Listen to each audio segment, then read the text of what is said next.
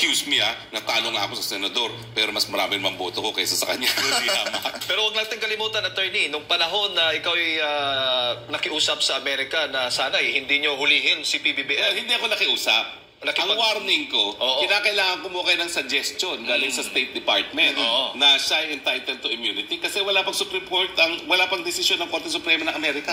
Ang pinakamataas na desisyon tungkol sa issue ng sovereign immunity ay laban sa mga Marcoses na hindi sila po pwedeng bigyan ng immunity dahil nga ang kanilang ginawa, yung pagpapatay, yung mga pagtotorture at yung mga desperasidos ay hindi opisyal na mga acts.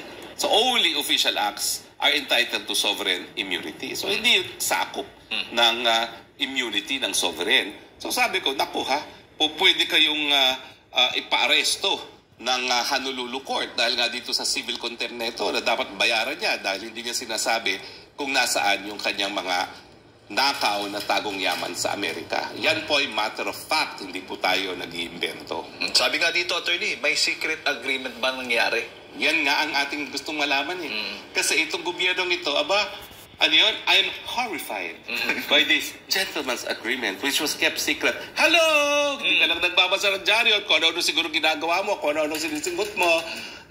Yung panahon na yun, si dating kalihim Delfin Lorenzana pa ang nag-report sa Kamara de Representantes sa isang hearing ng budget ng Committee on Appropriations na talaga nakipagkasundo ang Pilipinas sa isang gentleman's agreement na status quo.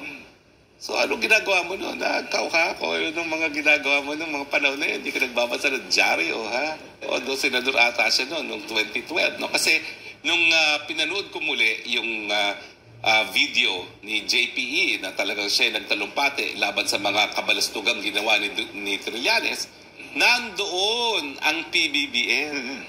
So talagang walang dahilan na sabihin ni PBM na hindi niya naintindihan kung gano'ng kakomplikado itong usapin sa China. Dahil nakita pala niya bilang sa senador yung kasagsagan ng ating hidwaan sa China. Nandoon siya. Pero kung tatanungin mo ng mga senador, siyempre palaging meron daw itong si PBBM. Hindi naman nagsasalita nung panahon na siya naging senado. Sa katunayan, wala naman tayong alam kung anong batas ang kanyang naisabatas nung panahon na yon, di ba? Malinaw na talaga ngayon, attorney, pinanindigan mo talaga na hindi malayo na may kinalaman nga itong kaso ni PBM. It's a matter of public record. Kung gusto nyo, pumunta lang tayo sa internet at ipakita natin yung order no?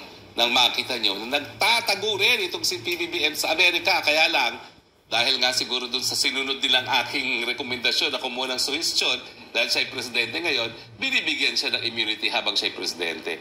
Matapos sa kanyang termino at baka itong dahilan, kaya gusto nilang charter change. Para hindi matapos sa kanyang termino. At sa ganon, malaya siyang labas-pasok sa Amerika habang siya ay presidente. Diba? Isang dahilan din yan. Dahil kapag natapos na ang kanyang termino, abay po pwede na siyang hulihin dun sa Amerika at hindi na siya makakapunta dun sa favorite na kanyang asawa na she is New York. Diba? Ikaw ba, New York ka? Wala. Bisaya ka ikaw, Bisaya New York ka ba? Hindi. Ay, nako.